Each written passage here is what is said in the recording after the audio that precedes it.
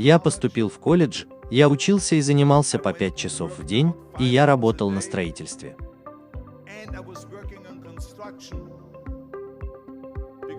Потому что в те времена на бодибилдинг не было денег. У меня не было денег на пищевые добавки или что-то в этом роде. Так что мне пришлось идти на работу. Поэтому я работал на стройке. Я поступил в колледж, я занимался в спортзале, а ночью с 8 часов вечера до 12 часов ночи я ходил на занятия по актерскому мастерству 4 раза в неделю. Я делал все это.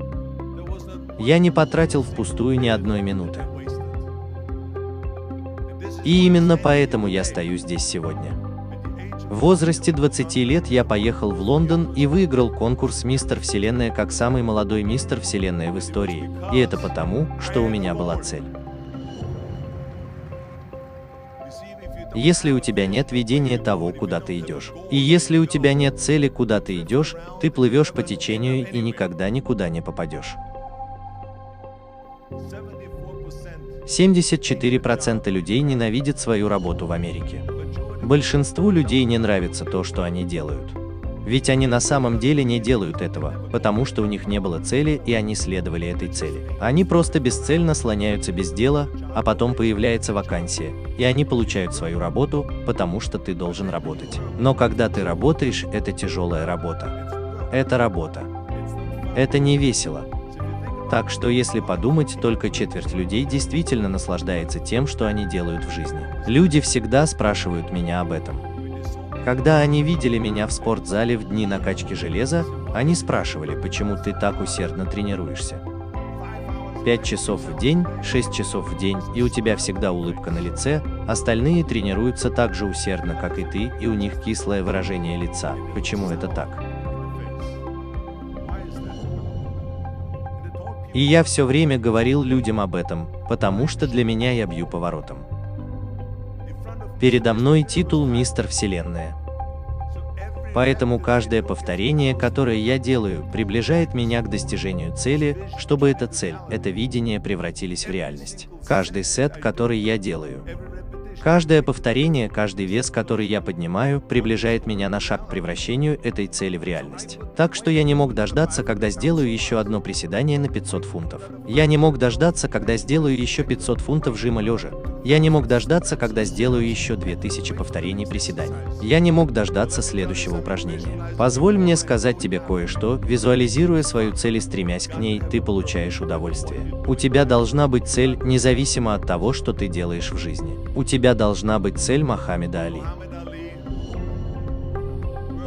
Надрывался изо всех сил, и я видел это воочию. Теперь вспомни, что там в спортзале был спортивный писатель, и он тренировался. Он делал приседания и спросил его, сколько приседаний ты делаешь? А он сказал, что я не начинаю считать, пока не станет больно.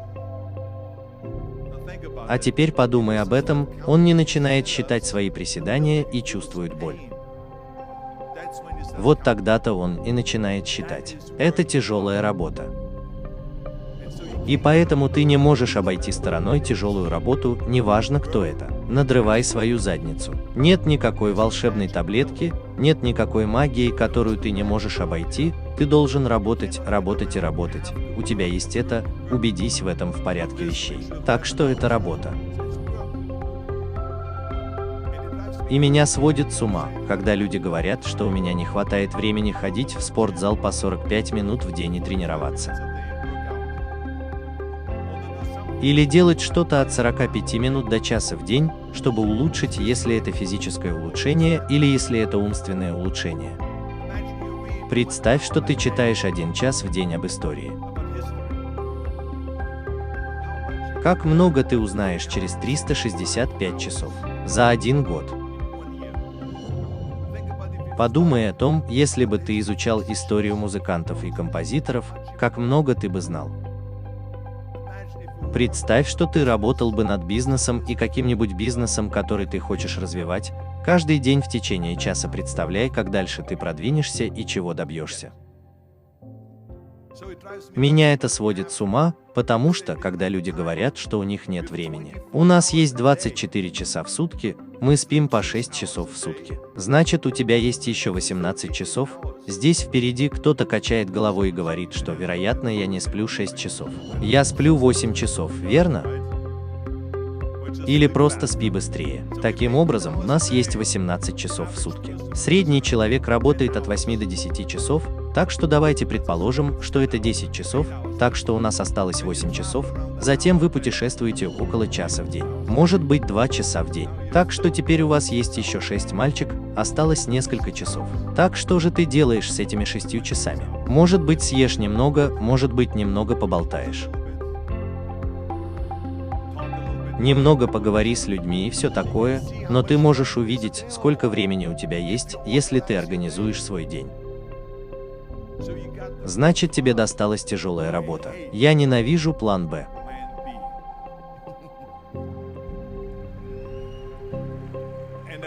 Я скажу тебе почему. Потому что у нас так много сомневающихся, как я уже говорил ранее, тех, кто ничего не говорит. У нас так много тех людей, которые говорят «нет, ты не можешь этого сделать, это невозможно». Это нормально, потому что мы просто выключаем, как я уже говорил ранее, пчел. Слушай и будь услышан, что нет, это да. Ты не можешь этого сделать, сделай это. Ты можешь это сделать и все такое. Так что это возможно сделать среди всех негативных людей вокруг тебя, но когда ты начинаешь сомневаться в себе, это очень опасно. Потому что сейчас ты по сути говоришь, что если мой план не сработает, у меня есть запасной план. У меня есть план Б.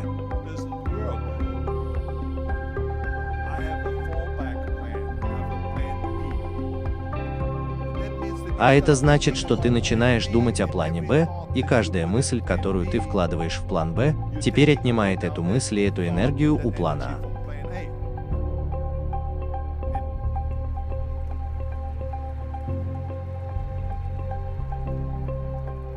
И очень важно понимать, что мы функционируем лучше, если нет подстраховки, потому что план Б становится подстраховкой. Там говорится, что если я потерплю неудачу, то упаду и меня подхватит. И у меня там есть что-то еще, что означает, что они защитят меня.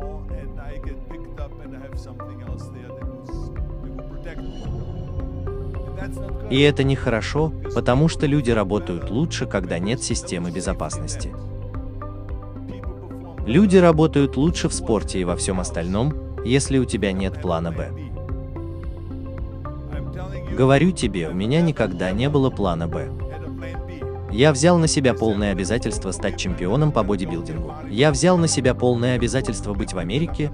Я взял на себя полное обязательство попасть в шоу-бизнес. И я говорю тебе, у меня никогда не было плана Б, мальчик. Я буду играть ведущую роль. Чего бы мне это ни стоило. Я буду делать свою работу. Я буду делать эту работу снова и снова, пока не получу то же самое, что и в политике, и все в этом роде. Так что для меня очень опасно иметь план Б, потому что ты отрезаешь себя от.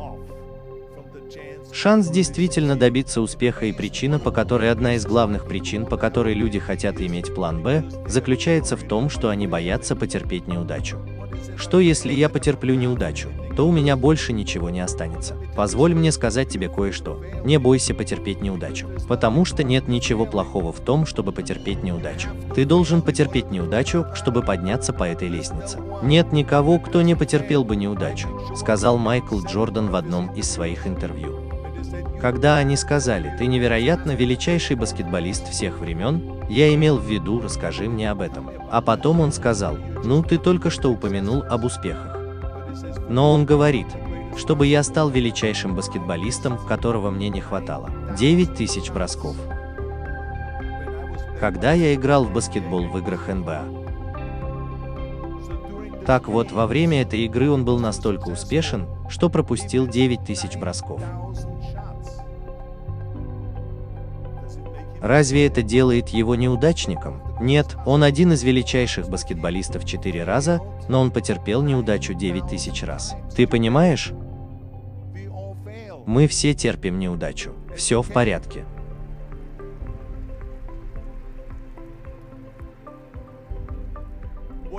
Что не в порядке, так это то, что когда ты терпишь неудачу, ты остаешься внизу, кто бы ни остался внизу, он проигравший. А победители потерпят неудачу и встанут, потерпят неудачу и встанут, потерпят неудачу и встанут, ты всегда встаешь вот так.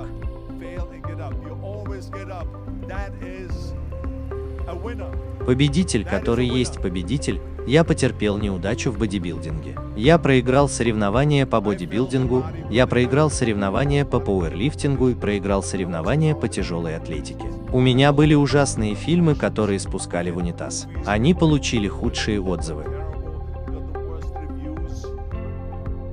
А в политике, я помню, у меня было много инициатив и избирательных бюллетеней. И мы проиграли. Мой рейтинг одобрения в Калифорнии снизился до 28%, а затем снова вырос, и я снова получил пост губернатора. Эй, мы все проиграли. Если вы все проиграли, это нормально, и вот почему я говорю, не беспокойтесь о проигрыше, потому что когда вы боитесь проиграть, вы застываете. Ты напрягаешься, ты не расслаблен. Ты должен быть таким, чтобы хорошо выступать в чем угодно, будь то в боксе или на твоей работе или с твоим мышлением.